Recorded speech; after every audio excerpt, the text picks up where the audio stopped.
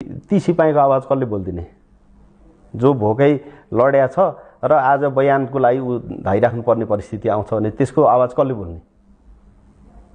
आइजीले बोल्नु पर्यो नि। होइन, मैले भने कानुन बमोजिमको अधिकार प्रयोग गर्दाखेरि, कानुन बमोजिमको ड्युटी पर्फर्म गर्दाखेरि प्रहरी छानबिनको दायरामा किन आउँछ? सबैभन्दा मुख्य छानबिन गर्नुपर्ने विषय नै पुलिस जस्तो भइरहेछ अहिले। साथी अपराधिक के अरे दायित्व सिर्जना गरेर चाहिँ अनुसन्धान हुन थाल्छ भने प्रहरीको मानसिकता के हुन्छ?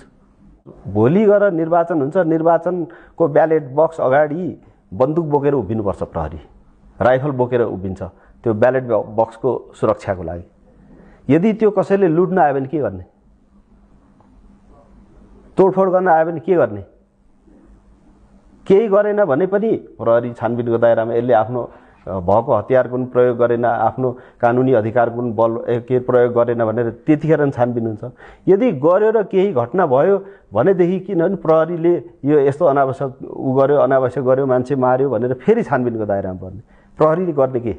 अब अनावश्यक ती मात्रै त गए होइनन् नि। त्यहाँनिर हाम्रो त प्रत्येक कार्यालयका प्रहरी कर्मचारी त कोही पनि बसेका छैनन्, सुतेर बसेका छैनन् नि।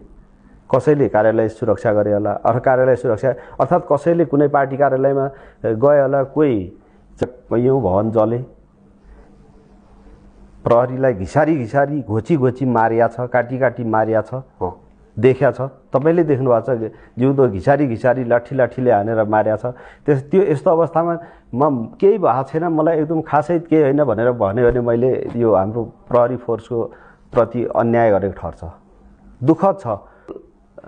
खस्कियो यसलाई मासु भात खुवाउँ, एउटा खसी काटिदिउँ अथवा एकजोर लुगा ल्याइदिउँ भन्ने हिसाबले प्रहरीको मनोबल उठ्नेवाला छैन। प्रहरीको मनोबल उठाउनलाई नीतिगत निर्णय हुनुपर्छ, नीतिगत स्पष्टता आवश्यक छ। तपाईँ अहिले पनि देख्नुहुन्छ धेरै ठाउँमा जुनसुकै घटना भयो भने सबभन्दा पहिला छानबिनको दायरामा प्रहरी पर्छ।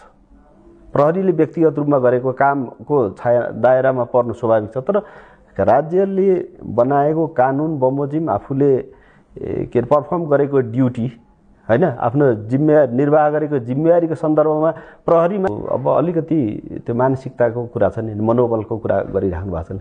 तर प्रहरीको मनोबल चाहिँ उठ्नु आवश्यक छ। त्यो कसरी? अहिले सबैभन्दा मुख्य विषय यो इस्यु त्यही त मैले आफै उठाउनु खोजेको कुरा के भन्दाखेरि जस्तो प्रहरीको मनोबल नीतिगत स्पष्टता आवश्यक छ र आफूले कानुन बमोजिम पर्फर्म गरेको कामको लागि प्रहरी छानबिनको दायरामा पर्नु चाहिँ हुँदैन।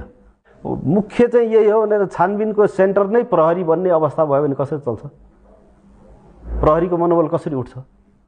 प्रहरी महानिरीक्षकबाट, नेपाल प्रहरीको सङ्गठन प्रमुखबाट अवकाशमा जाँदै हुनुहुन्छ, तर तपाईँ एकजना लेखक पनि हुनुहुन्छ, कवि पनि हुनुहुन्छ, जसबाट तपाईँ कहिले पनि अवकाश प्राप्त गर्नुहुन्न। तपाईँ प्रहरी मुख्यालय नक्सालबाट बिदा हुँदै गर्दाखेरि तपाईँले मिस गर्ने कुराहरू के हुन्छ? धेरै कुराहरू छन्।